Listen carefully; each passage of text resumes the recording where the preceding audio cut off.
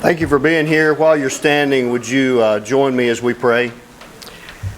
Our Father, we come to you this evening, Lord. We thank you so much, Lord, for how you richly bless our lives, Lord, with such a wonderful country that we can live in, a fabulous state, Lord, that is truly a gift from you.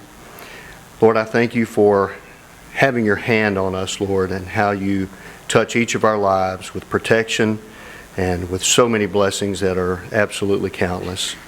Father, I thank you for the meal that's been provided and those that have prepared and served it.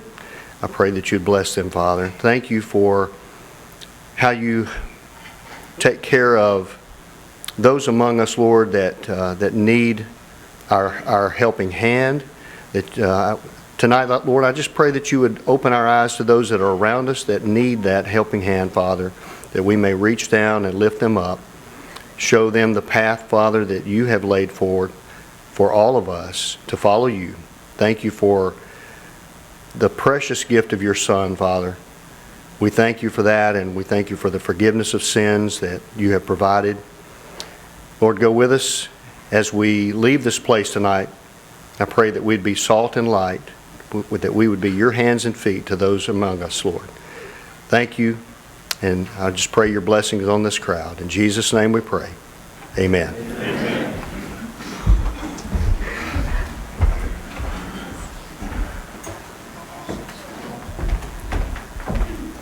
Please join me in the Pledge of Allegiance. I pledge allegiance to the flag of the United States of America and to the republic for which it stands, one nation, under God, indivisible, with liberty and justice for all.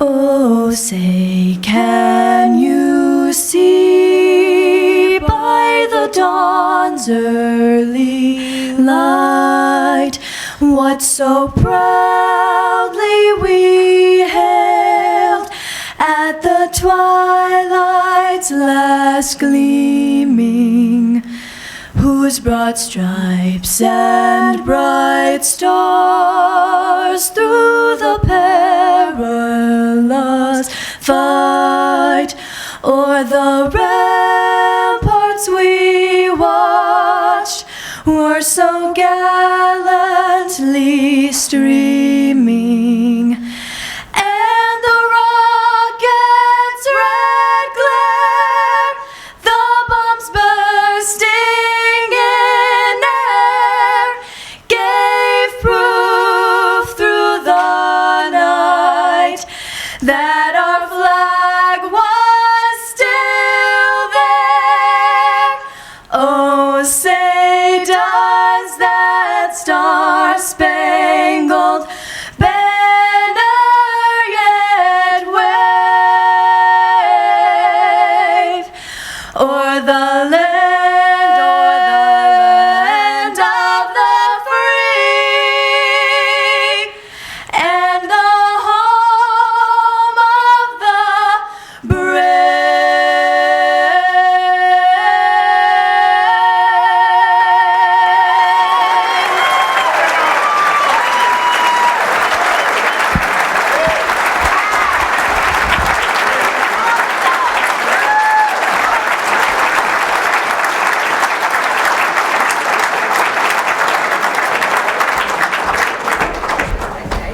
I feel like a preacher just had the choir sing and we just need to have another prayer and go home. Abby, Danielle, Commissioner Bryant, and Representative Todd, wherever you are, thanks for this opening. It was lovely. Thank you. Good evening. I want to welcome you to Madison County Reagan Day 2020. Thank you for coming. I'm Larry Lawrence, and I have the pleasure and privilege of being the county chairman, and I have really enjoyed this last year of meeting people and working on events such as this. All I can say is thank you for coming. This is a tremendous, tremendous crowd. We really appreciate each one of you. It is so important to be involved. Things are happening on the political scene that I just cannot believe are happening. And we need people like you to stand up and help fight them. And so thank you for coming tonight. I want to particularly thank our our platinum tables, Senator Ed Jackson. I don't know where, oh, here he is, ready to go. Thank you, Ed. Representative Kustoff has a table. Mayor Conger. Here we go. I don't see Mayor Conger. Is he? Okay, he has a table here. And George Flin, a lifelong friend of Madison County, is here. And let's see. Oh, Chris and Greg Allison. Did I get the 5? Okay. Thank you all, but thank everyone that's come tonight. I look around and I see a lot of dignitaries and a lot of elected officials. We're going to have Mayor Harris properly greet y'all a little bit later in this program. But I want to introduce 2 people that I am really thrilled to have with us. First of all, tonight, Congressman Kustoff's wife, Roberta, is here. And, okay, go ahead. And Congressman Green's wife, Cammie, is here. And we are... It means so much to me, and I know to you, that they would take the time to come and visit us. Thank y'all, ladies, very, very much. Okay. I want to take a few minutes and thank a few people. It's impossible to thank everybody that has worked so long to get this event together. The executive committee works year-round. Some of those are here tonight. In case you do not know them, I'd like to call their names, and I'll tell you the reason why in a second. Angie Byers, Marcus Love, Jimmy Elridge, Steve Maroney, Shannon Haynes, Randy God, his daughter just got through singing, I can't say his name here. Candy Newman and Mark Johnstone. If you would give them a little applause, because they work hard year round. This event, it would hardly be to name everyone, but I want to say a special thanks to Angie Byers. Angie leads the team that decorates these tables, provided for the meals and all, and Angie does a super job. So Angie, thank you so much. We have a women's group that I don't know where you're aware of, but it is a fantastic group. And President Candy Newman has done an excellent job with the auction and with leading that group. It's one of the strongest women's group in Tennessee. And if you're a lady and you're not a member, you ought to consider joining. It is an excellent group. They're hardworking, and they are responsible for a lot that's going on tonight. And a little bit of personal privilege. I've got to thank my wife. She has worked hard. She is mad at me for saying this, but I'm going to say it anyway. She handled 350 written correspondence. She handles all the accounting for the table sales. She's working on spreadsheets that you wouldn't believe, so I don't even know where she is. She's out, she's working over here. So, okay.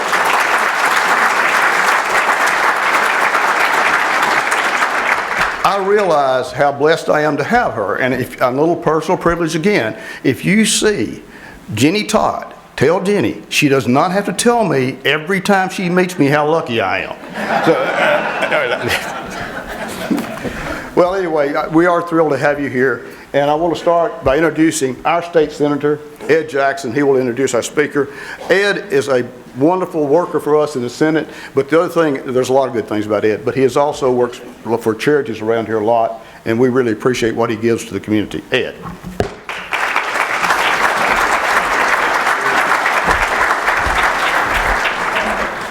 Thank you, Larry. Wow, what a great group this is. I think this is by far the largest group that I've seen here for one of these, and I've been coming for a number of years. So appreciate everybody coming out and the difference you make and conservative values that we have in this county, in this state. I want to thank Chairman Larry and Beverly, both of you, and then especially the Republican women. Made a huge difference in things, and this is, everything looks wonderful here, and the work that you've done is amazing, and it shows. So thank you so much for the efforts that you made on this. I'm honored to have been asked to introduce somebody that really doesn't need an introduction, And Congressman David Kustoff represents 15 counties in his district, in the 8th Congressional District.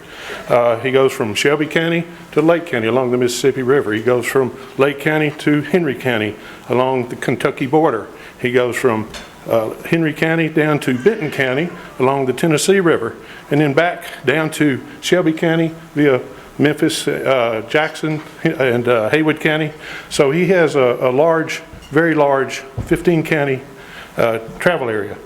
And the comments that I get every time that I go into any part of my district, which I have 5 counties, is that he's everywhere, and he really is. Congressman Kustoff really represents his district extremely well, and there, DC, and in the district. Here's something else I do know firsthand about Congressman Kustoff. He's a very good communicator. Once a month, and several of you in the room know about this, he has a phone call, conference call with all the legislators in his district in West Tennessee. And he sets that up. We get on the phone call. All the Republican legislators, and sets that up, and we talk. What's going on in D.C. So we get filled in. And what can we do to help him? There are a lot of questions and answers, and then he wants to know, what can I do to help each one of you in your district and make a difference? So it's my honor to be able to introduce our Congressman, Congressman David Kustoff.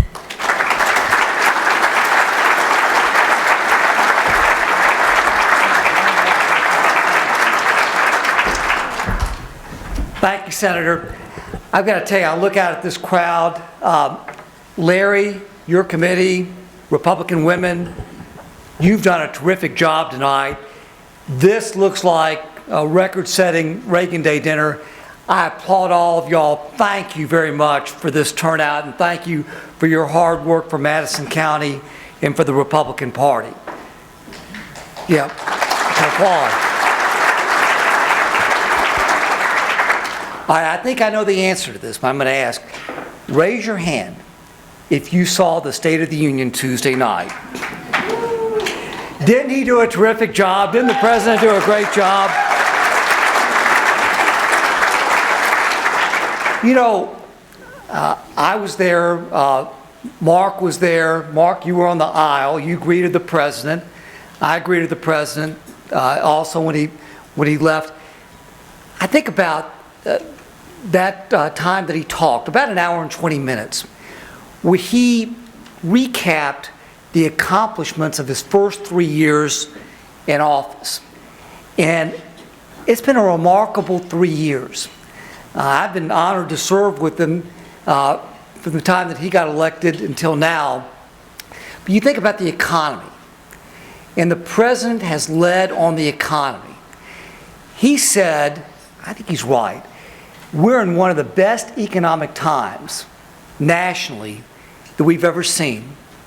Record low unemployment. Record low unemployment, almost 3.6%. Record low African American unemployment. Record low Hispanic American unemployment. If people want a job, they can find a job. And that's due to his leadership. What we've done in Congress, and one of the most significant votes that I've taken, is the Tax Cuts and Jobs Act. That's added to the strength in the economy. But the President's leadership in rolling back harmful regulations for small and medium and large businesses. And again, I think about the other things that he's done for the economy. He worked so hard on replacing NAFTA. NAFTA was outdated. And he pushed and pushed the U.S., Mexico, Canada agreement. Now, we know that we've just done phase 1 of the China deal that was done just a few weeks ago. But when we think about large trading partners immediately to our north and our south, Canada and Mexico, it's huge. And today it was announced that in the month of January, 225,000 new jobs were created. It blew the expectations away. And I'm very proud of that. But I think about the other things he's done. Protecting our borders, border security. Mark and I both have been to the border in El Paso and Mexico. It's a different place than it was 3 years ago. That's because of President Trump's leadership. But I tell you, thinking about that State of the Union, and you all saw it on TV, it's very divided in the halls of Congress and in Washington. It's been a tough year. Mueller investigation, the impeachment. They've just tried to dig and dig and dig at President Trump.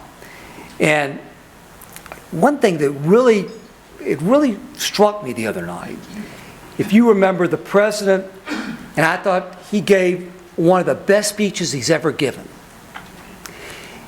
He recognized people who were there, and you may remember that he recognized a 13-year-old boy who his dream is to go to the Air Force Academy, be part of the Space Force, and be like his great-grandfather, who the president recognized 100 years old, a Tuskegee Airman. And I looked around, and only half of the people in that House chamber stood up for a decorated hero. That tells you where we are. I think back to last year, the State of the Union last year, when the president, I think, framed the issue very well. He said, and I'm paraphrasing, something to the effect that the United States is a capitalist nation and will always be a capitalist nation, and only half of the people stood up. That told me, and that told you, what this election year was going to be about. And you know, when as a nation we can't all get behind the president when he takes out a butcher like General Soleimani, like he did a few weeks ago, I got to tell you something. Republican, Democrat, whatever, in 2011, 2012, when President Obama took out Osama bin Laden, Republicans and Democrats, you know what we all did? We all stood and clapped for the president. We may not agree with him all the time, but he did exactly what he should have done. And President Trump had information that told him that General Soleimani was an imminent threat to the United States and American assets. And he made the only decision that he can make, but we don't all stand up and applaud the president. That's the state of where we are right now, at least in Washington. In Washington, not the rest of the country. Because I'm going to tell you something. We're all fighting. And President Trump is fighting. And there's something out there. You can feel it, and I can feel it. I just kind of framed what next year, or what this year rather, is going to be about. It's capitalism versus socialism. And I don't know who their nominee is going to be. Have no idea. But Chairman Golden, Steve, you know, Gary, how many Reagan Day dinners have you been to where somebody like me has stood up, and it may have been me, has stood up and said, this is the most important election that we've ever faced. Heard that over and over again? Ladies and gentlemen, this is the most important election that we've ever faced. This is capitalism versus socialism. And we're going to have to fight. Now, I'm going to tell you something. I was just having this discussion with State Representative Andy Holt. President Trump represents in Congress, there are 31 House Democrats that are in districts that President Trump won in 2016. He's going to win re-election, and we're going to take back the House of Representatives.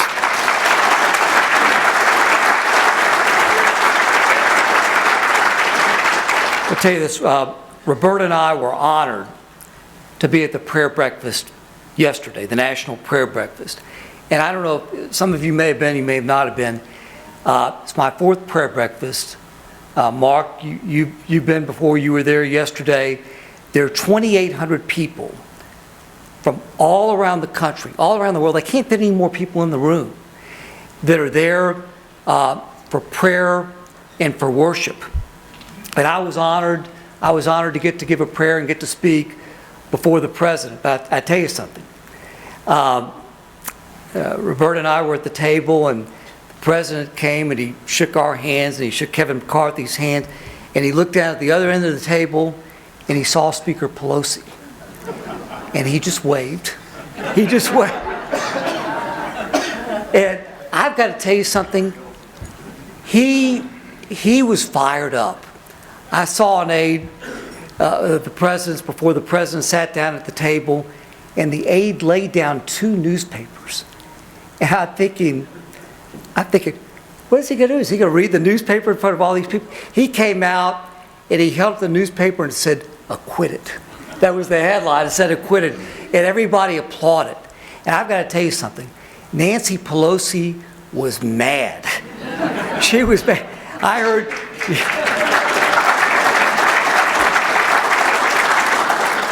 heard Jimmy Kimmel say yesterday that Nancy Pelosi was so mad that she ripped her pancakes in half.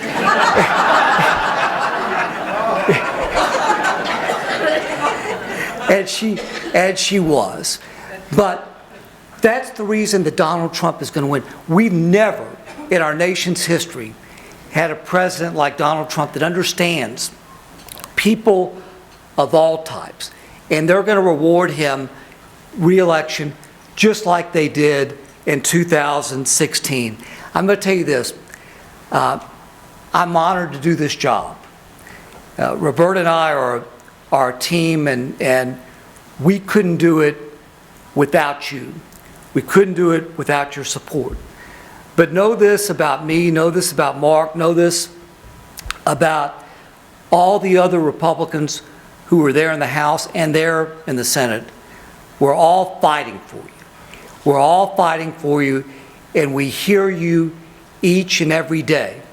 And the most important thing you can do, you hear this every election, don't take it for granted. Don't take it for granted. We lost some House seats last year by very few votes. Every vote counts. Now, probably in my remarks to you, I've used the word fight 4, 5, 6 times. Our speaker tonight, he's a fighter, and I'm proud to serve with him. Mark Green has served and does serve with distinction, first in the state Senate in Tennessee, and now in the House. And this is very special.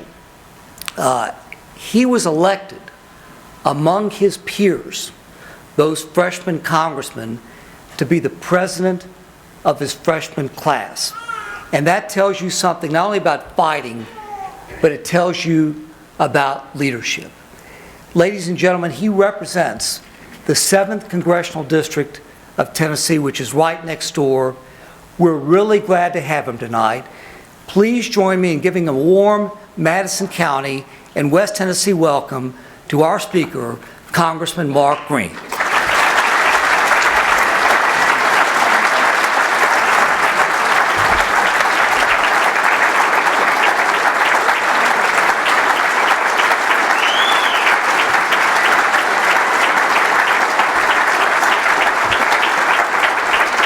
Thank you so much. David mentioned it, but I thought I'd bring it in here so we could look at it. Acquitted. What do you think, huh?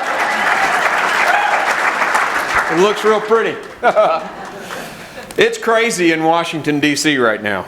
I mean, it is crazy. You think of when Soleimani was killed, the Iranian. I saw a meme that had Donald Trump pulling a rabbit out of the hat, and it said, "For my next hat trick, we'll make the Democrats love the Iranians." I mean, it's crazy. I mean, I was at an event where all the freshmen are, and we're all sitting around a big table, Republicans and Democrats, and they're orienting us to Congress. And they're talking about the budget. And AOC asks a question. And it goes on and on and on. And I didn't think I said it that loud. But I said, oh my Lord.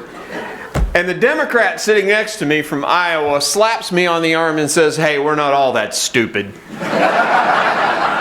I'm not so sure about that, by the way. Great to be with you guys. I'm honored to be here. Love Jackson.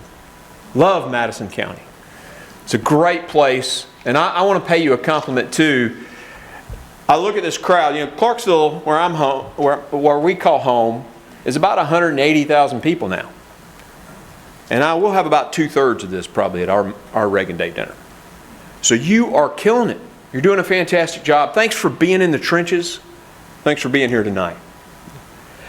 I got to give a few shouts out, of course. Every speaker has to do that. And the first one's going to go to my wife, Cammie. Thank you for coming out. Love you, honey. You're awesome. My biggest supporter. She's been with me through med school, residency, combat, starting a new business, just raising kids when I was in med school. She's awesome. Justice Pate, great to see you. I really appreciate the great work that you're doing. Congressman Kustoff, friend. I guess it was probably 6 or 7 months ago. I see David, and I wasn't thinking. I didn't do the math. And I said something to the effect, you know, you're our senior guy from Tennessee. And it was a mistake, right? I mean, obviously, we've got guys that have been there longer than him. But that's kind of how I think of David. As a guy leading with the experience. I mean, he's doing such a fantastic job up there, setting the example for how to be a great congressman. And David, I really appreciate you. You guys are a great team. And I got the privilege tonight to meet Congressman Ed Bryant, the guy who held my seat a few people back. Sir, it was a real honor to meet you. Thank you for your amazing life of service to this nation and our state. And not to leave anybody out, I'm going to run through a few really quickly here. Jeff Parrish, who's here for Marcia, thank you for your service, brother. Senator Ed Jackson, man, it was great working with you in the Tennessee State Senate. Love you, Maryland. You guys are awesome. Andy Holt, I think I saw Andy somewhere. I didn't see a big old cowboy hat, but I saw Andy. Love you, brother. Chris and Rusty, you guys are getting off to a good start. Mayors, both of you, good to see you again. I think that gets the list. I will say this, just all the state employees that are in this room, the city employees, people work for us. Thank you for your job. I know good friends of ours, Colleen's here. She works for the Ag Commissioner, and there are other folks in this room who are just serving. You know, we've got federal prosecutors that are just doing great work for us, and we owe them, you know, all the applause that we can give them. So.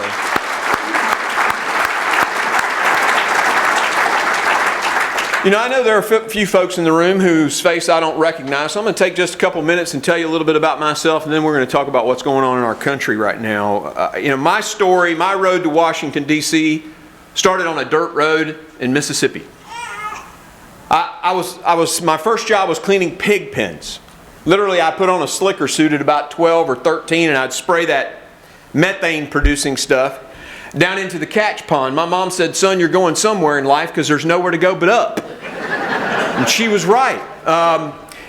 Went to West Point, got a degree in economics, served as an Army Ranger infantry officer. I was in command in the 82nd Airborne Division when my dad almost died, and this doctor who saved his life, it just changed me. I wanted to do what that guy was doing. So I went to the Army and said, will you send me to med school? They said yes, and so off to medical school I went, ER residency, and then 9/11 happened. And it changed all of our lives.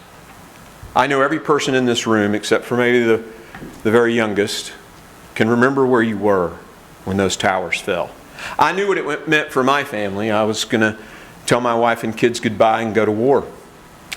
And so I got this phone call very shortly after the towers fell from the U.S. Army Special Operations Command, and they asked me if I would consider trying out for this Special Forces unit, this Special Ops unit. And if you saw the movie Black Hawk Down, then you know the unit that I got to serve with. And it was an unbelievable experience. Working with our nation's elite warriors and their families and taking care of them. Nothing in my life that I can do will top that. And of course, many of you know I got to interview Saddam Hussein on the night of his capture. That was incredibly enlightening. You're talking to a guy who is a totalitarian dictator, total tyrant. I'll never forget, I asked Saddam, I said, why did you start the war with Kuwait? Why did you invade Kuwait? And Hussein said something incredibly insightful into the mind of a tyrant. He raised up his hand to me and he pointed to his palm and he basically said, all of human civilization comes from the Tigris and Euphrates River. Every person on this planet is an Iraqi, and I'm the president of Iraq. And Saddam was essentially saying, I'm the king of the world. I can do whatever I want. And that's what happens in the human heart when there's no accountability, no control. When you concentrate power into the hands of fewer and fewer people, you get tyranny. Ask the people in Venezuela. But our founders were brilliant. They were brilliant. Using philosophical writings of Montesquieu, they decided to create 3 separate but equal branches of government and divide them. And then they spread power with the 10th Amendment and other things in the Constitution between the states and the federal government and the local governments. They distributed power so that there wouldn't be tyranny. But Saddam was the concentration of power. And all those people knew was tyranny. Well, I got out of the Army, started a healthcare company, served in the Tennessee State Senate, and now I'm in Congress. And I get to work with guys like that and lots of other ones from Tennessee. There's this guy named Burchett. I don't know if y'all know him. He's from Knoxville. As the class president, I get to kind of keep accountability when we go traveling somewhere. We were doing a class tour of the White House at Christmas. And we're all in there looking around, getting our tour, seeing the decorations. It's time to go back out on the bus. We're on the bus. I'm counting heads. I'm missing one. And I'm like, hey, who are we missing, guys? Look around. And suddenly Tim Burchett from East Tennessee comes running on the bus and he says, Mark, get us out of here. I took baby Jesus off the nativity scene. We've got some characters in our delegation, don't we, David? But you know what they say. I've been in Congress now about a year. And they say, you know, be careful what you ask for. You've probably heard that statement before, which kind of reminds me of a story. I was a scout platoon leader, infantry officer, and we were doing aerial reconnaissance one day. Now, aerial reconnaissance is where you get in the back of a helicopter and you're flying right through the trees, right over the hills, down on the water and the streams. It is the best roller coaster ride on the planet. And I had a new NCO, non-commissioned officer, with me. So I went to the pilot and I said, I'll give you a case of whatever you want if you can make this guy toss his cookies. And the pilot was all in. So we go out on the mission, we're flying, it's the best roller coaster ride on the planet. Now remember, the point of this story is be careful what you ask for. So I look back, we've had success. But to my horror, without me knowing it, my commander, my boss, had gotten on the aircraft with me. He tossed his cookies too. I bought 2 cases of beer that day. Be careful what you ask for. But that stuff, that combat stuff, that Army stuff, prepared me for what we're doing now. Because, ladies and gentlemen, we are in a war for the soul of our nation. We are in a war for the soul of our country, and it's an insurgency. We are fighting a counterinsurgency. The bad guys are fighting an insurgency. And let me explain what I mean. We're now in the third phase of that insurgency. Insurgency warfare is what North Vietnam fought over South Vietnam. The Viet Cong, you may remember that phrase. Phase 1 of an insurgency is to build your message. Phase 2 is to take over education, the media, and entertainment. Sound familiar? Phase 3 is you switch into overt war. We're in phase 3 now. They are in overt war against us and our conservative values. They don't like us very much. Think about Russ Vought when he went to be confirmed. Bernie Sanders said to him, "Your Christian faith disqualifies you for office." Because he believed that the only way to heaven was to be a Christian. Now, we have all different faiths in our nation, and that's the beauty of this place. One person's faith should never disqualify them for service in the government. But Bernie Sanders said it was. And Dianne Feinstein, when she was interviewing, Amy Barrett was getting a judgeship. And she's sitting there, and again, Dianne Feinstein says, the dogma of the Catholic Church, which means pro-life, right, lives too strongly in you. You're disqualified. I mean, this is an overt attack on her faith. We're in a war, and we are in phase 3 of that insurgency. You look at their legislation. David and I have had to cast a no on bills like House Resolution 5 that goes into legislation already written and removes religious protections. They remove religious protections. House Resolution 1 takes California's flawed election system, harvesting ballots, and forces it on the other states. They're trying to tell Tennessee how we can run our elections. We're at war for the soul of our country. And it's not just legislation. They're attacking our institutions. They want more justices on the Supreme Court so they can stack it with people who will interpret the Constitution by what the justice thinks it ought to say. That living Constitution. That's what they call it. But that's not the way you interpret a legal document. And now they're attacking the Electoral College. They're saying we need to do away with the Electoral College, meaning we don't want to hear anything from Tennessee. We want New York and we want Los Angeles running the country. Because they know at that point they win. Every time. And this Green New Deal? No cars, no farting cow. I mean, it's ridiculous. But you know why it's only 14 pages, right?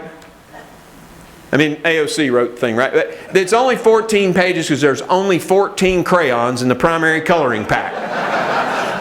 I told her the other day, I said, Alexandria, there were only 45 million bison on North America when we founded the country, and there are 45 million head of cattle now. We're bovine flatulence neutral. I don't know what you're worried about. The other day in a speech, she said, we want universal rent control.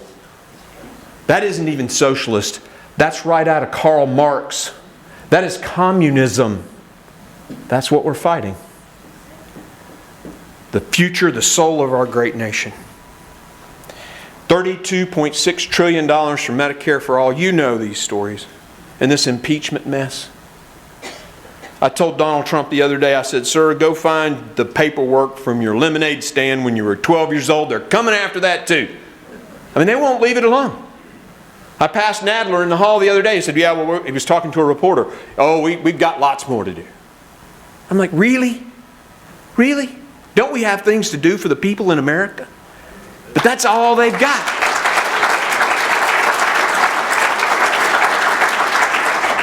You know, the truth of the matter is, I think they want a different country. In 1776, when this great nation was founded, most of the world's governments were monarchies, where the king's rule is all that mattered. But our founders wanted one thing. They wanted freedom. And they built that spread out power that I talked about before to assure our people, our great country, of freedom. Because they understood that with freedom, the innovation of Americans gets unlocked and prosperity goes through the roof, greater than any nation in the history of the world. And while they want a different country, and while they're critical of our nation, they're wrong, because this nation is unbelievable in the history of man.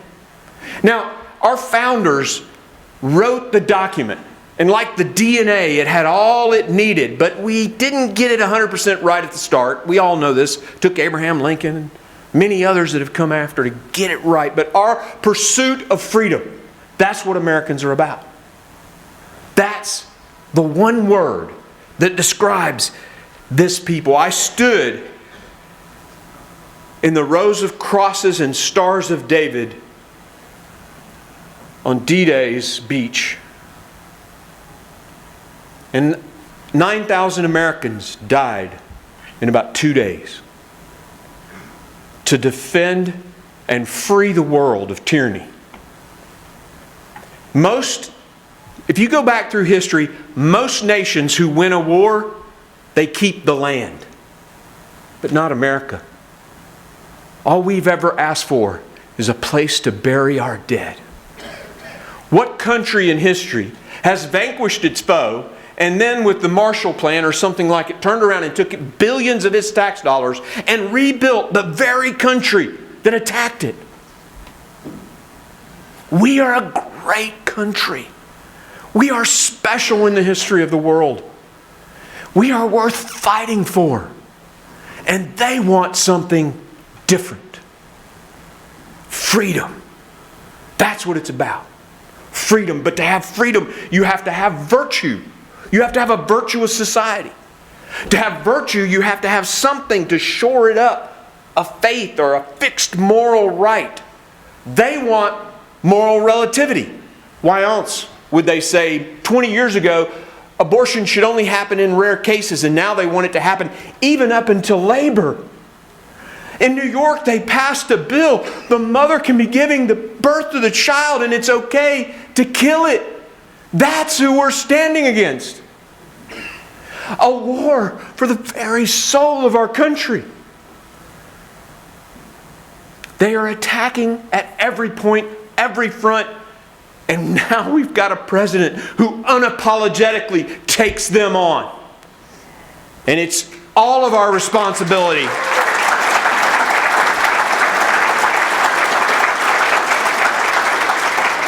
It is all of our responsibility to stand in that trench.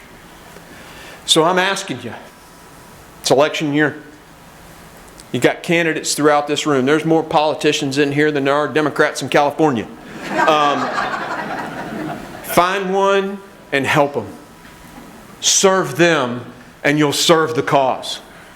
Knock more doors. Raise more money. Put up more yard signs. Right now there is an American soldier manning a post for our freedom. Let that image motivate you to make sure that the commander-in-chief that he has or she has is worthy of his sacrifice and service. Sorry, my dad's a preacher. I get a little fired up. It may seem impossible. It may seem difficult. It may even seem impossible. But you know something? Every person in this room is with me on this, I know. Just like Ronald Reagan said, we have every right to believe in the impossible. After all, we're Americans. God bless y'all.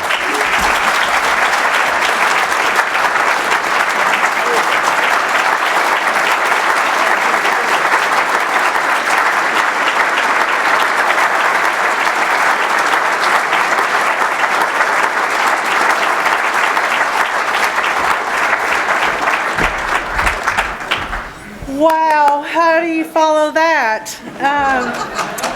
I am so appreciative that Congressman Green came, and I was looking so forward to it when they said he was going to come speak to us. I got to hear him last year at Ladies on the Hill, and he was fabulous there, so I knew you would all love it, and he's just a great speaker, and he speaks from the heart. So I am Candy Newman, and I am fortunate to be the Madison County Republican Women Chairperson.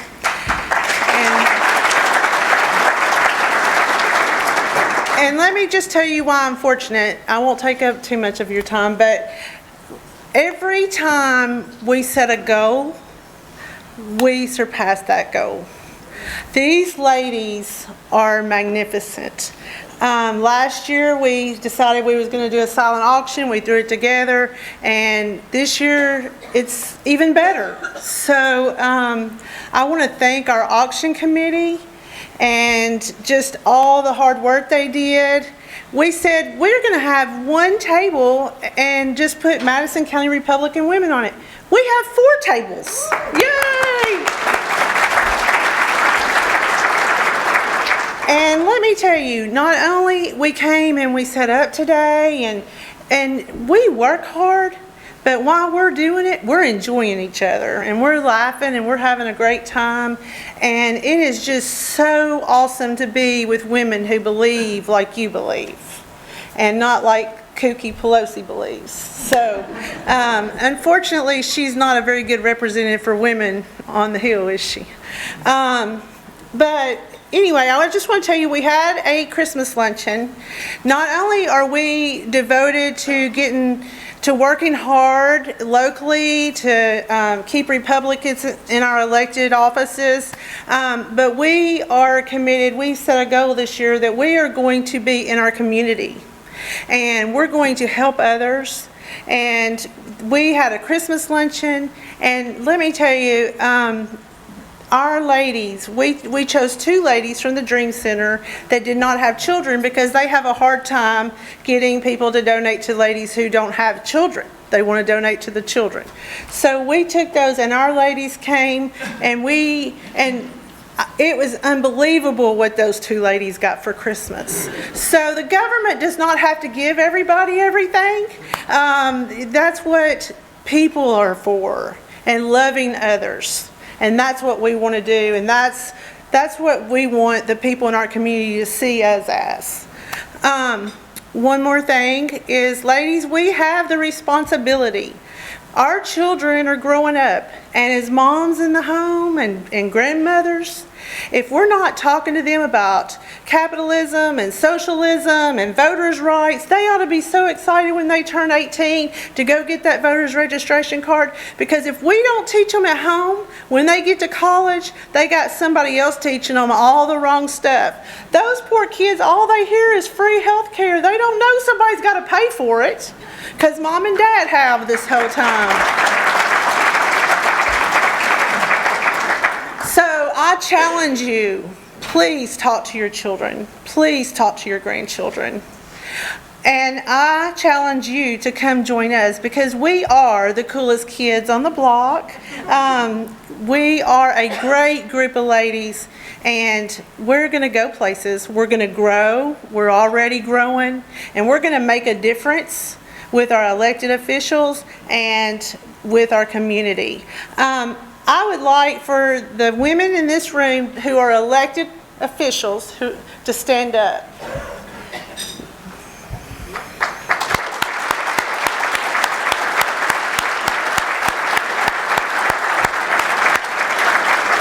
We are so fortunate to have strong elected women in our community, and that's what we need to strive for all over.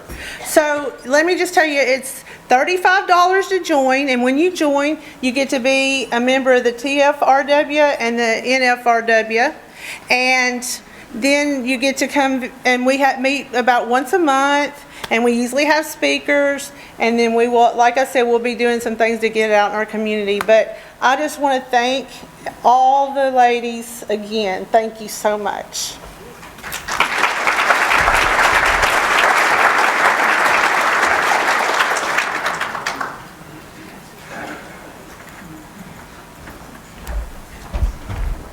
Good evening.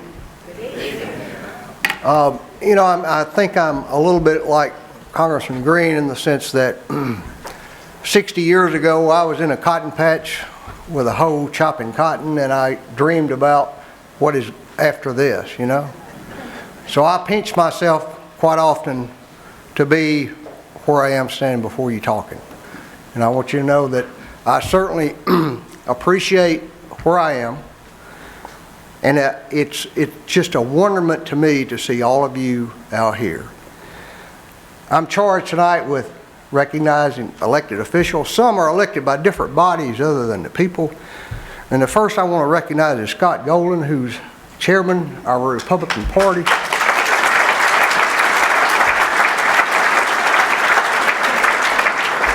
Scott makes us proud to be head of the Republican Party and lead this party as he has over the last 3 years? Okay. Also, executive members of the Republican Party. Y'all stand up. Executive members, thank y'all for being here. Yes. They help guide our party and make decisions on the direction we go, and I think they've done a very good job.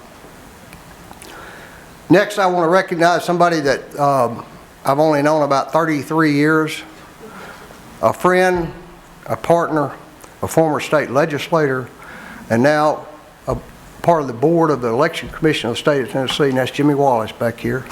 Wallace, thank you.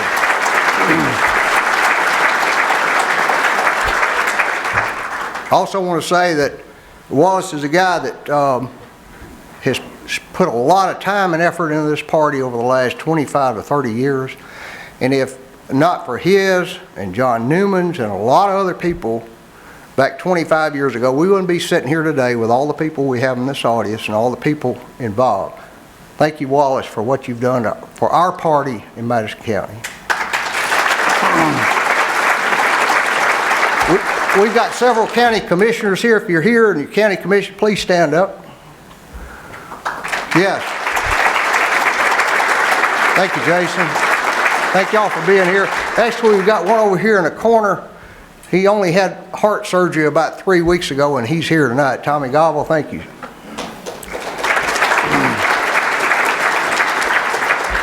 We've got city councilman here. I saw Marta over here, but city councilman, would y'all stand up so we could recognize you?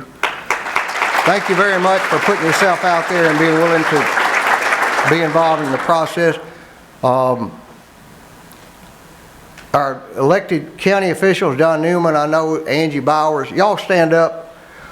County officials for your election. Fred, yes, Kathy, Francis. Oh, Francis has got an election this year now. Francis Hunley, y'all don't forget to go out and vote for her come August. She's done a good job. Also, I want to recognize a table over here, and it's filled up with several college Republicans from Union University, and the president sitting over here. Y'all stand up so we can recognize you.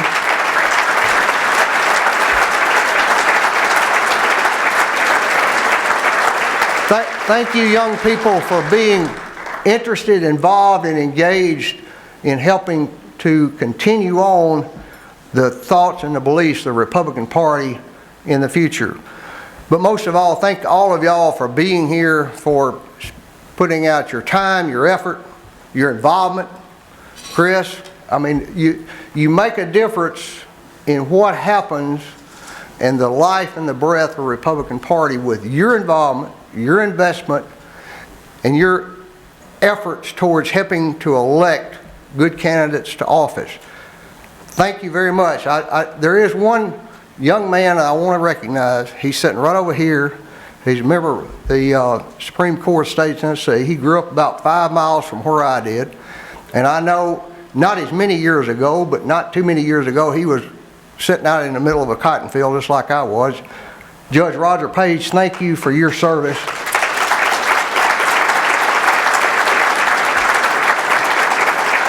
And I know I saw Don, if you're a judge or a previous judge, stand up. I know I saw Don Allen and Nathan Pride in the back. Thank y'all for your service. Sheriff John Mayer sitting back here. Any other county or elected officials that I haven't recognized? Well, the general is back here. And I forgot the general. General Jody Pickens, thank you very much. Thank you for your service.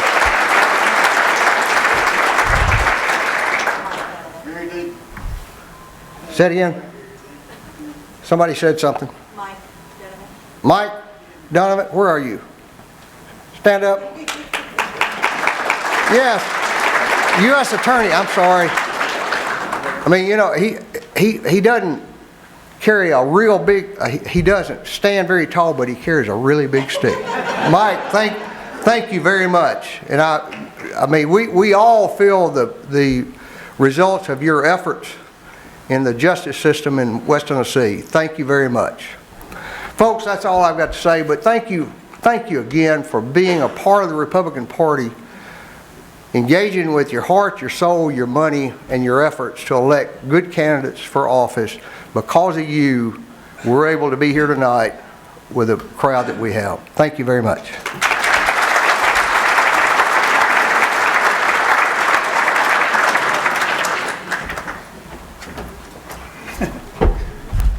I was just thinking how good Mayor Harris was. My first thought was to recognize Jody Pickens and our U.S. Attorney. I usually go to Donovan and Pickens because they're the ones that do the arraigning, is what it comes. So that's the way I started. I started with them. That's the most important. That's who you call when you get in trouble. So.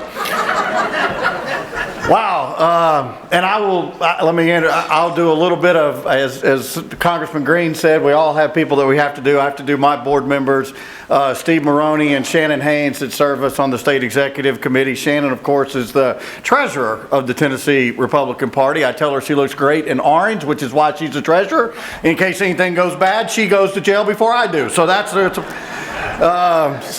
Steve Allbrooks, also a State Executive Committee man and director for Mark Green's office. Thank you for coming down from Nashville. We have a lot of, I know I've seen a lot of the party people that, Chairman Larry, thank you for what you did. This is a wonderful, well, you guys can see the crowd from up here. One of the biggest we've had in years. So thank you, Larry, for your efforts.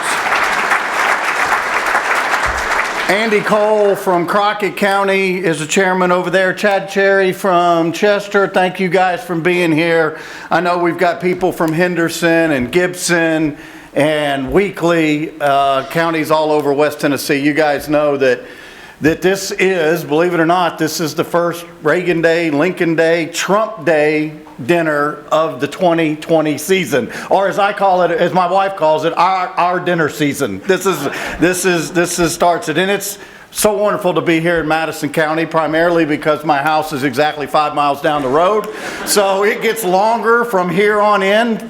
This is the beginning of about, believe it or not, there are about 50 Reagan Day, Lincoln Day, Trump days across the state of Tennessee, and it shows you how well the Tennessee Republican Party and our county parties across the state are doing, and it is absolutely wonderful to see. So it is a brand new year. I'm not sure, we had a debate the other day if you can still say Happy New Year. I know we're a month into the year, but you know, this is the first one, and I was thinking over here on the way over, thinking about some of my New Year's resolutions. I wanted to share them with you. And the first resolution was to lose 10 pounds, and I have got 15 more to go on that resolution. Another resolution is I was going to be a lot more positive in 2020, despite ripping up of State of the Union addresses. I was going to kind of see the glass half full. And after this week, it turns out that the glass is half full of whiskey at the, let me just be the last to tell you, or the first, this will be the first joke, but you know, when we get done with 2020, everybody's going to have 2020 hindsight. So yeah, there you go. That's the joke. Yeah, I know. Yeah, you're laughing now, but in January, you're all going to be thinking about me. I'm just telling you. Also want to say, I mean, how great the president was this week. This was a heck of a week for the Republican Party, right?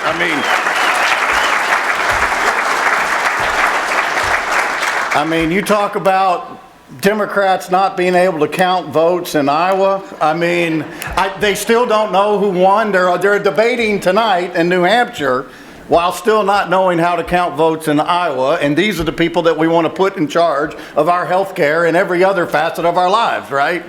President Trump's State of the Union, where's Darren? Darren Morris. I know Darren's here. Darren, you guys don't know it, but Darren Morris, of course, was the architect for Donald Trump here in the state of Tennessee. And after he won Tennessee, they shipped him off to Florida to make sure that he won there. And Darren we have been through this thing together. You guys may not know this, but I was the first Republican Party chairman elected after Donald Trump. So I have been throughout the entire administration. It seemed just like yesterday. I know I spoke to the women on January 20th, and it was 3 years ago that we were standing on the wall of the lawn saying, wonder how this thing is going to work out with Donald Trump. How is this going to go? I mean, I don't know that anybody could have predicted how volatile, but for our point, how successful it has been over the last 3 years. Dow 30,000, I know Jeremy's here, he's my financial guy. He keeps calling me every day, it's Dow 30,000. Unemployment, I heard an ad the other day, it's a true story. I was driving to Nashville to listen to Governor Lee's State of the State the other day, and an ad came on, and they said, in Jackson, and they said, if you come to work for us, we'll give you $200. And if you can find somebody that will also come and work for us and stay for 30 days, we'll give you $100.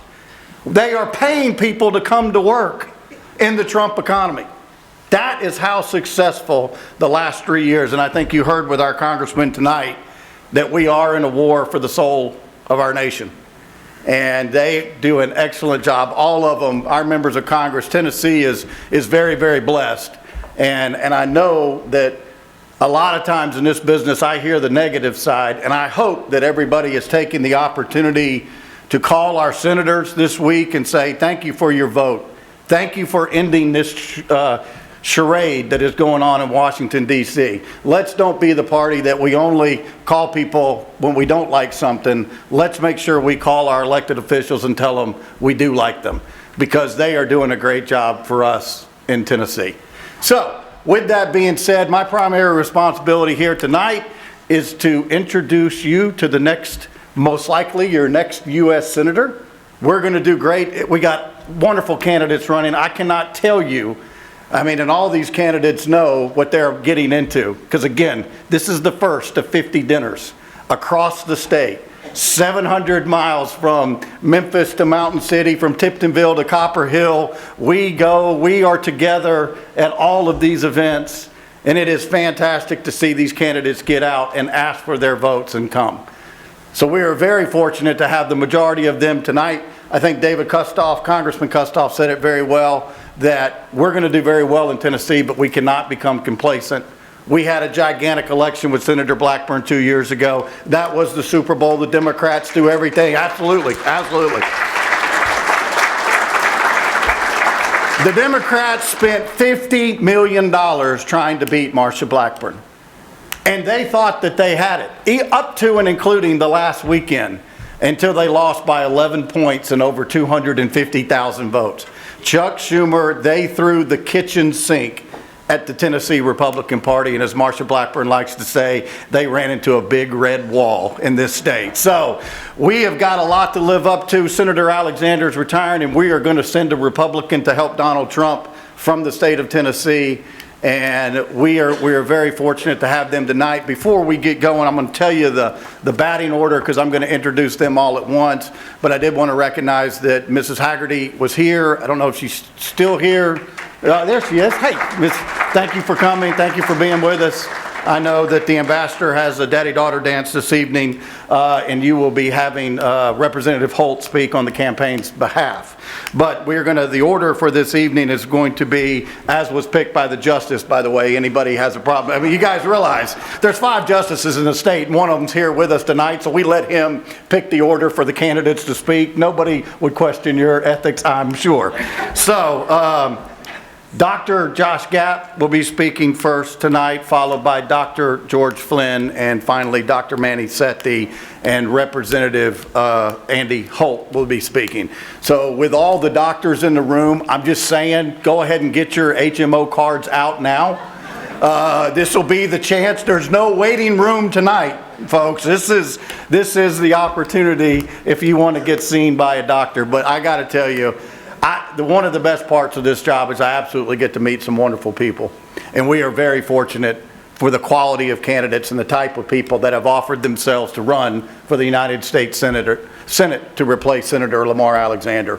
We are very blessed in this state, and I hope that everybody realizes and takes the opportunity tonight to talk to each of these candidates before they leave. Larry says we are running right on time, so I suspect all of the candidates will be the last ones out the door. Make sure you talk to them. Make sure you ask them your questions. This is your opportunity, West Tennessee, to talk to your next U.S. Senator. With that being said, let me first introduce the first of the four, Dr. Josh Gapp. Thank you, everybody.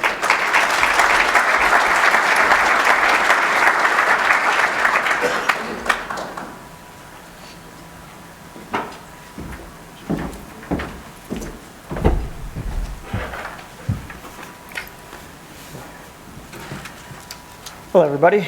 It's great to be here. First of all, thank you, Mr. Chairman, for introducing me as a kind introduction. Thank you, Madison County, for having me here, and I want to reflect what everybody said. It's a tremendous turnout.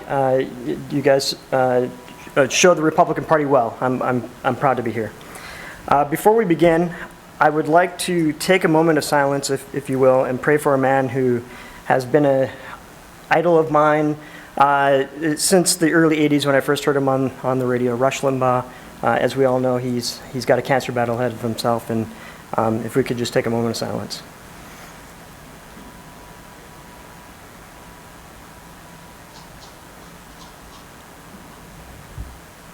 All right. So I first became interested in politics thanks to Ronald Reagan, another personal hero of mine, who we obviously are here to celebrate tonight. As a young boy growing up in a trailer, Reagan truly became my hero with his defeat of communism and the fall of the Berlin Wall. The hope and the optimism that permeated through him still inspires me to this day. As a pathologist trained to spot cancer, I can tell you that political correctness has become a cancer on our system. Let me see a quick show of hands, if you don't mind. How many of you thought that it was a national disgrace when right before Independence Day, Nike pulled their Betsy Ross flag shoes off American shelves for the crime of displaying the original American flag? Yeah, me too. Frankly, that's when I had enough. I decided to do something about it, and I decided to run for the United States Senate when that Lamar Alexander is vacating. I believe that political correctness is the greatest threat that we face to our God-given unalienable rights. It's the reason that we have an illegal immigration problem in the first place. You can't even talk about fixing the problem without being called a xenophobe at best. We need to help Trump finish the wall. And forget amnesty. If you want legal status, you need to leave, come back, and get in line just like everybody else. Second Amendment. Every time somebody breaks the law, the PC crowd wants to take away the rights of law-abiding Americans. They spin some catchphrase like common sense gun control that we've even seen some Republicans support. The Constitution is clear, shall not be infringed. It's not about hunting, it's about preventing the government from taking our rights away. I will fight against red flag laws and any other infringements, and I support the Second Amendment sanctuary movement that's going on in Tennessee right now. Religious liberty.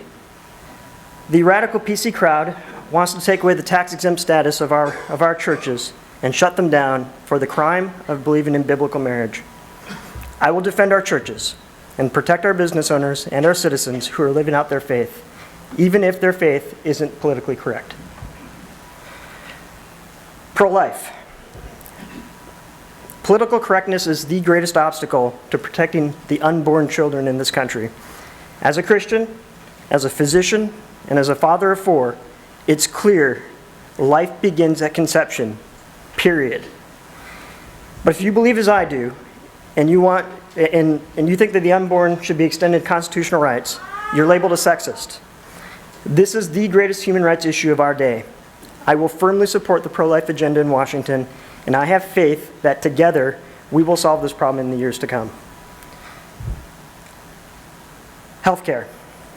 So, with only 3 doctors and 47 lawyers in the United States Senate, who do you think is going to improve patient care? Someone who's trained to heal patients, or someone who's trained to keep criminals out of jail? My sister's about to be a lawyer, so I can make a lawyer joke.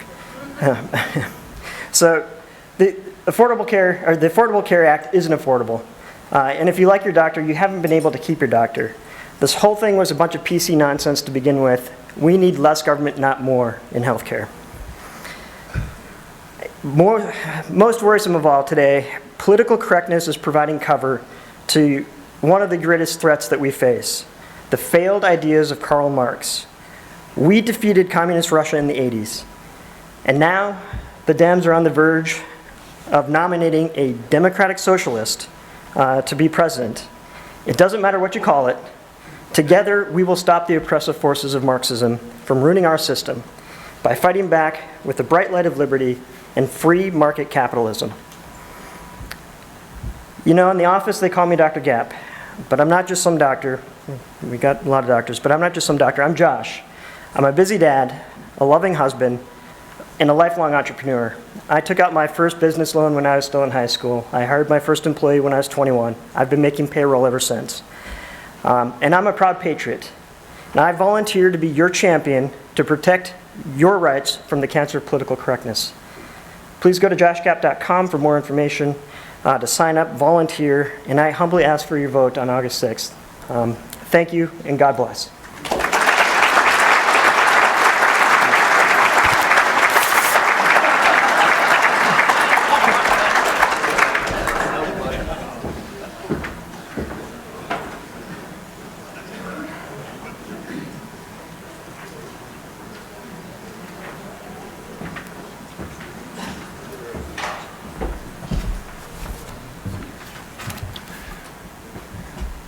Thank you to the Madison County Republican Party, Chairman Larry, and everyone involved in organizing Reagan Day. Let me tell you about my first campaign. I'm a good communicator in medicine and broadcasting and business, but communicating in politics is a different animal.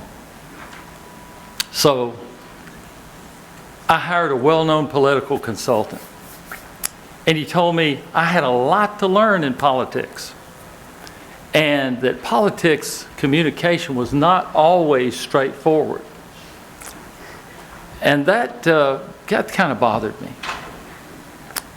But they dressed me up in blue jeans. I had to go out and buy a pair of blue jeans. I didn't realize my size, but. And I had my picture made by a tractor, so that I could connect and I could increase my name ID. Well, I'd never heard of the concept of name ID. So it was pretty obvious, and it was right here in this room, and I think Gary Deaton noticed it. And I wasn't a politician, and above all, I wasn't a farmer. I'm a worker. And I've got some solutions and some policies that will benefit Tennesseans and American people. I just had one small hurdle. Got to get elected. So I've tried several times. Now, what's funny is I looked up in the online dictionary the definition of perennial candidate.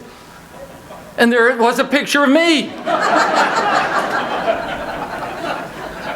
What's not so funny is our problems are perennial also.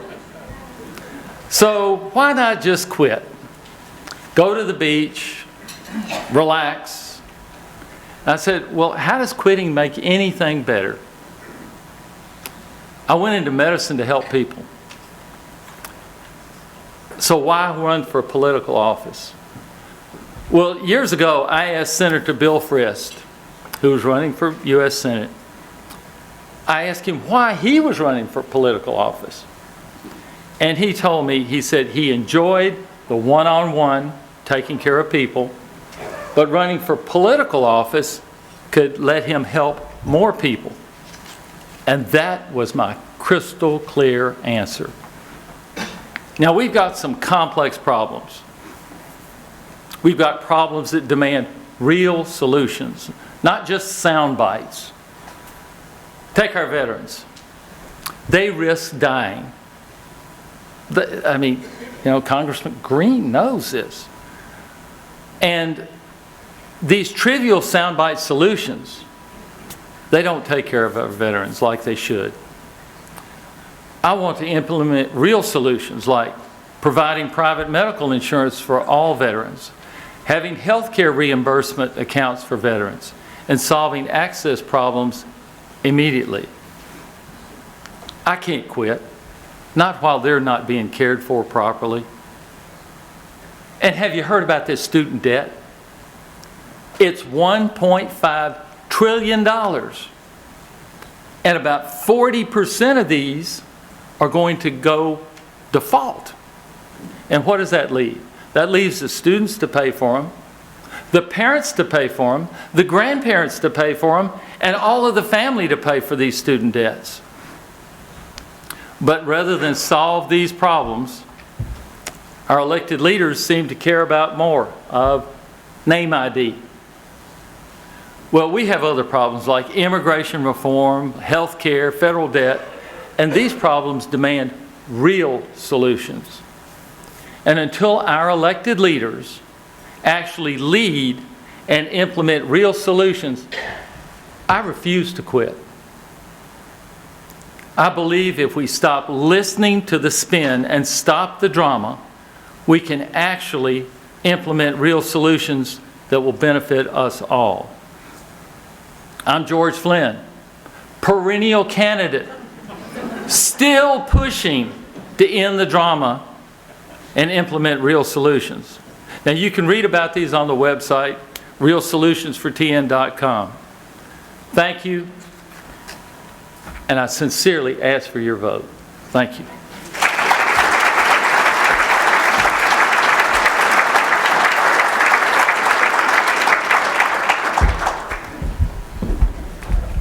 Hey y'all, how we doing? All right. Well, I'm Dr. Manny, and I'm an orthopedic trauma surgeon at Vanderbilt. Now, if any of y'all got any hip or shoulder or knee pain, you can see me out back at the end of this, and I'll try to help you. But my wife will tell you that the best thing and the worst thing about me is I try to be everybody's doctor. But it's such an honor for me to be here tonight. And I just want to share with y'all for a few moments why I've embarked on this journey to run for the U.S. Senate. And that starts with my mother and father. Now, they grew up in India in the 1940s. Now, have any of y'all seen that movie Slumdog Millionaire before? Yeah? So that level of poverty is real. It exists. And when my parents were little children, they watched their homes burn to the ground by Muslim radicals. And they grew up with nothing. So they both pulled themselves up by their own bootstraps to become doctors. But you know, they looked around, they looked at their brothers and sisters, their nieces and their nephews, and they realized that India was not going to be the place for their unborn kids. But you know, they had read the newspapers, and they had watched TV, and they had heard of the promise of the American dream. So they went to the U.S. Embassy in New Delhi, India. It took them several years. And in the 1970s, they came here legally, with an L. So, I've never done this before. I was somewhere, I said, my parents came here, and this guy goes, well, did they come here legally? I was like, yes, of course. So they landed in Cleveland, Ohio, and retrained as doctors, and that's where I was born. And then at the age of 4, we got on this semi-truck, and we rolled on down to Coffee County. So do y'all know Coffee County? Yeah, so that's where I'm from. Hillsborough, Tennessee. Now, Hillsborough was a farming town, and people didn't have a lot, but they had each other. And they invested in me and my brother, and you would have never known some of the hard times that they faced. Now, my parents, they were the only 2 doctors around. My mom was an OBGYN, and she delivered babies and babies of the babies. In fact, the greeter in the Manchester Walmart's named after my mom. And And my dad, he was a primary care doctor. He did it all, man. He was like the heart doctor and the stomach doctor, the psychiatrist, occasionally the marriage counselor. And we had this blue Oldsmobile. It was like our ambulance because there weren't many ambulances around. And we'd go pick up patients. And I very vividly remember this one night. We went to pick up this farmer in Grundy County who was having heart failure. We take him to the hospital. My dad runs inside. I was in the back of this car. I was 10 years old. He comes out. He's comforting the family, which is something I've learned about as a trauma doctor. And I remember as his family took money out of their pocket to try to give it to my father. But he wouldn't take it. So I climb in the front seat, and he gets in the car, and we go home. And I asked him, I said, well, Dad, why didn't you take this guy's money? And what he said next has driven my life. He said, you know, son, it does not matter what's in your bank account, but what matters is the difference that you make. Doesn't matter what's in your bank account. What matters is the difference that you make.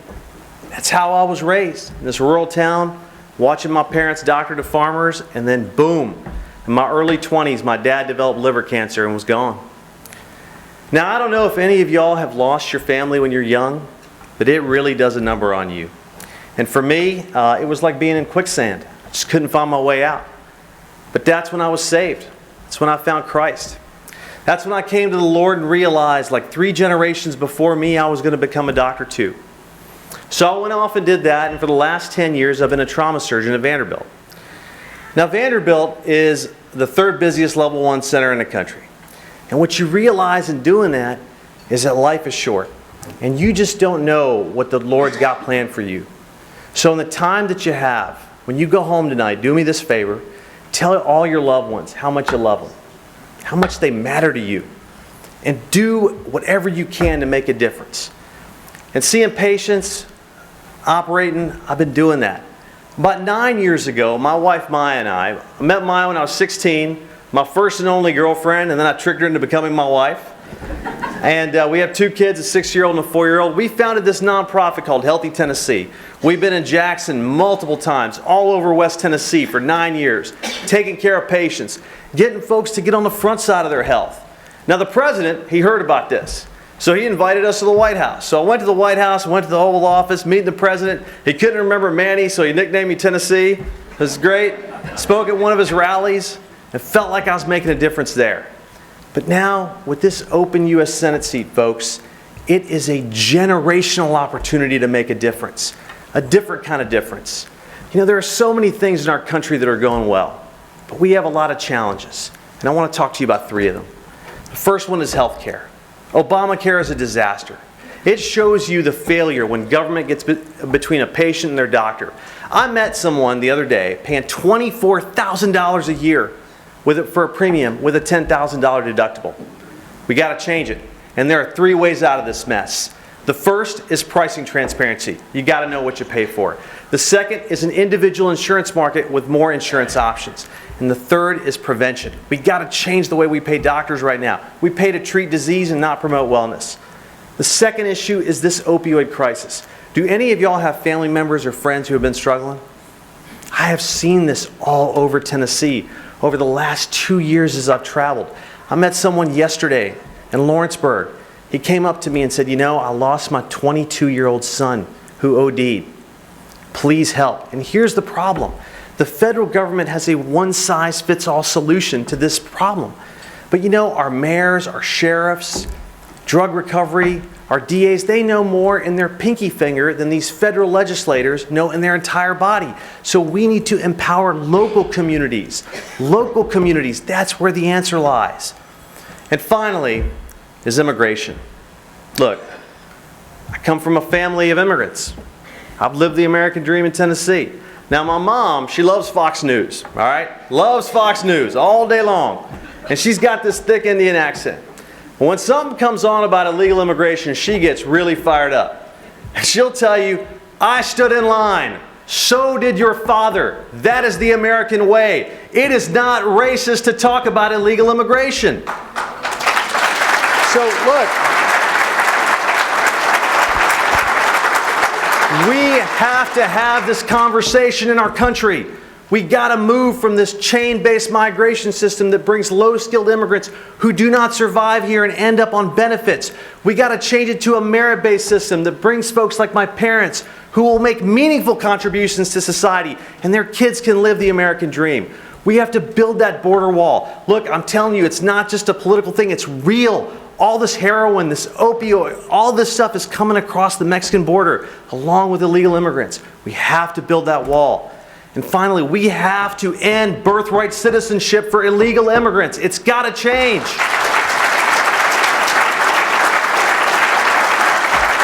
Now look, I love the Gospel of Matthew. And Matthew 9 teaches us the harvest is plenty, but the workers are few. You know, sometimes I think about my dad, and maybe he realized he wasn't going to be here when I grew up. And he was trying to teach me. Son, doesn't matter what's in your bank account. What matters is the difference that you make. And you folks, you're faced with such a consequential decision in August of who you want to choose to be your next senator. It's like choosing your doctor. You have someone handpicked by the Washington establishment, the elites. And you have folks like me who are coming from outside of government. You know, folks just like you in a room like this in Coffee County 40 years ago, you gave these two immigrants a chance. You opened your doors to them.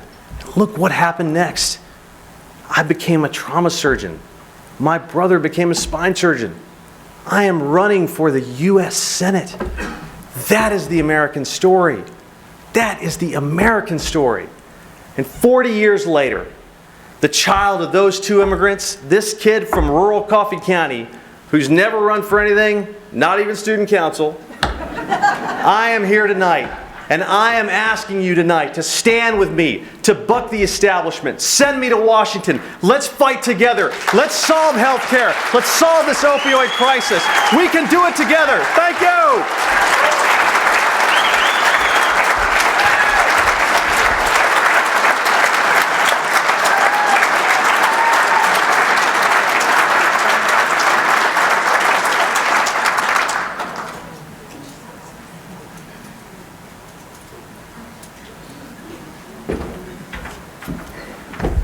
Well, good evening. I bring good news because other than the closing, I'm the last speaker for the night. Can I get an amen? Hey, I do want to say what a great event we've had tonight, and absolutely what a great week has this been to be a Republican and a Trump supporter. I tell you what, when you look at, yeah, that deserves a round of applause in my opinion. When we look at all the events that have taken place, obviously it's been a big win for us, just time after time after time, with the exception, and Dr. Gapp brought it up. Part of the reason why I'm here, part of the reason why I'm bringing greetings from the Tennessee General Assembly and from Weakley County as a state representative is because I started listening to a guy named Rush Limbaugh when I was pretty young on the radio. And he taught me that conservatism is something that has to be pursued. That if a person is passively conservative, it just won't stay. They'll eventually just kind of meander off into the, as I like to call it, the Mod Squadville, all right? But as a conservative, I'm standing before you today, and I am telling you that I've learned life lessons from listening to Rush Limbaugh, and what I've realized is that we're at war. We're not at war with ISIS. We're not at war with only ISIS. We're not at war only within our own country. We're at war for the foundation of our nation. And I want to tell you that there's a lot of folks like me and Chris Todd, former member Jimmy Eldridge, and others, Ed Jackson, and we're fighting for you in Nashville each and every day. But I think it's important for you all to realize that there's a battle being waged. There's absolutely no doubt, and everybody sees that. And so how do we equip ourselves for that battle? Well, I think part of the way is we send qualified individuals to go and fight for us. And I think that's what my job has been. And for those of y'all who know me, I will say that some of us fight in some ways by like burning photo enforcement tickets. Anybody ever gotten one of those? Anybody ever burned one of those? Please never pay them. And some of us go and fight in service such as being an ambassador to Japan. There are different ways for us to provide service, not only to our country, but to our president and to our constituents, the people that we're supposed to serve. So I do want to say that I'm here not as Bill Hagerty. I'm not Bill Hagerty. I hope that's not a shock to anybody.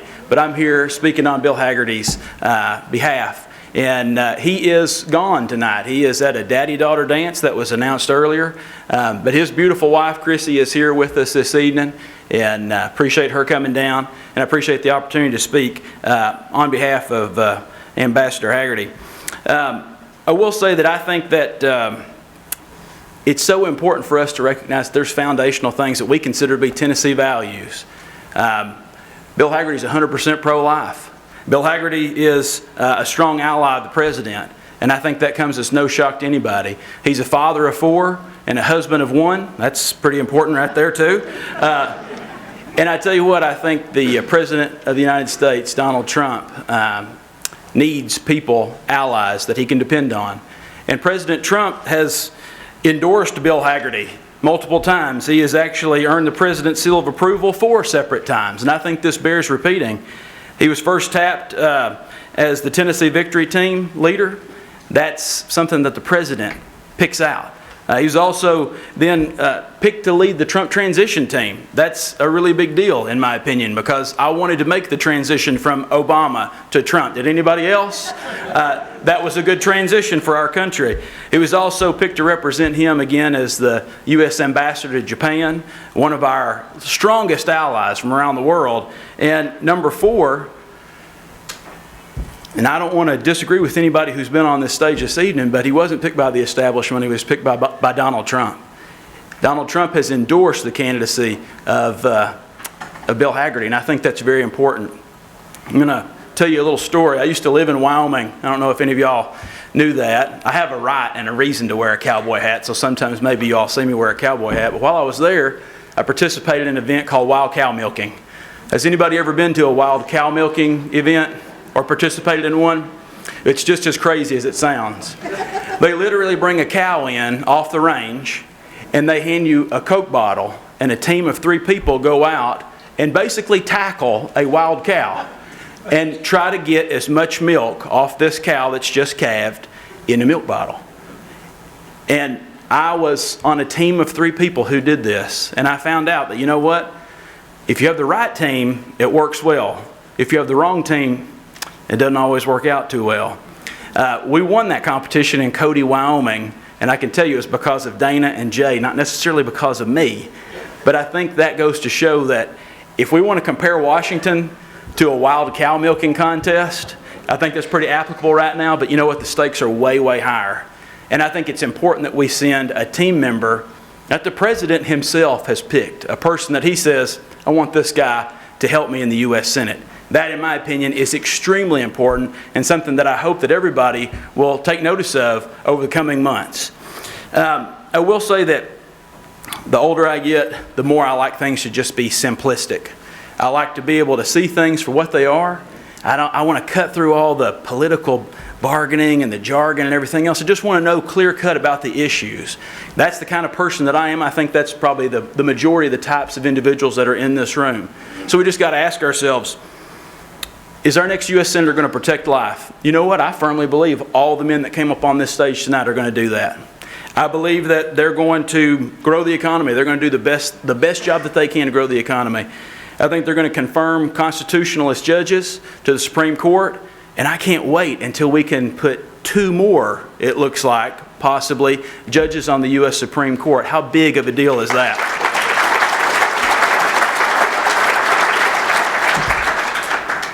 I also think that we obviously need to stop the flow of illegal immigration and all the things that come along with that. I know that Bill recognizes that. He also believes that we should build the wall, and I believe that he thinks we should build it tall, because I think that is something that is just paramount to the protection of our nation. These are all common sense ideas, and I think that the recognition of the fact that radical Islam is a real thing and it has to be combated and it can't be tolerated one bit. I know that's Bill's view on this as well. So when we recognize that nearly every one of the candidates that came up here tonight say those same things, there's one part that I think can make a difference in who we select. The quality, the characters of these gentlemen that came across the stage this evening are impeccable, and I don't doubt them at all. You'll never hear me say a negative thing about any of the folks that came across this stage, and I hope that all of us will maintain that idea. But I also don't think that the president would say anything bad about any of these guys that came across the stage tonight. But I also don't think that the president would endorse any of the folks that came across this stage tonight, because he's already endorsed one of the folk, and that is for Mr. Bill Hagerty. And I hope that you will do the same thing. I hope that you'll join the team that I've joined. I've known Bill for 8 years now. He is, I tell you what, he's a polished guy. He can speak Japanese, so I can't. I hope you don't anticipate that I'm going to do that this evening. He can do a lot of masterful things. He is a master negotiator, something that I think President Trump has separated himself from every other president that we've had, is that he didn't get his base and his knowledge from politics. He got it from business. He got it from recognizing that when you learn the art of the deal, there is no such thing as no, or that's impossible, or it's never been done that way. Well, guess what? President Trump hasn't allowed that to slow him down, and I know that Bill Hagerty will not allow that to slow him either. And so what I would ask you to do is join with me and join with Team Hagerty. It's easy to access all the activities that are going on. You can get on social media, you can see the things that are going on there, and I would encourage you to do that. You know, we always say, here's my website, go look at my website. Don't worry about that. Just go look at Twitter, go look at Facebook. Bill Hagerty is hitting the issues head on in a way that very few people, very few folks who have ever pursued office have I ever seen them do that. When somebody will call a spade, that's the kind of guy that I like. And it's for that reason and a lot of others that I've endorsed Bill Hagerty, and I hope that you will too, not only with your financial contributions, not only with these stickers that a lot of you have on, but most importantly with your vote in August. And with that, y'all have a good evening. Thank you, and we love you. Thank you.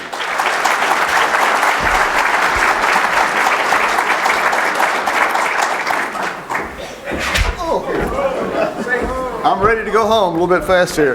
Boy, when I hear the speakers like tonight, it makes me proud to be a Tennessean. We have got some outstanding people.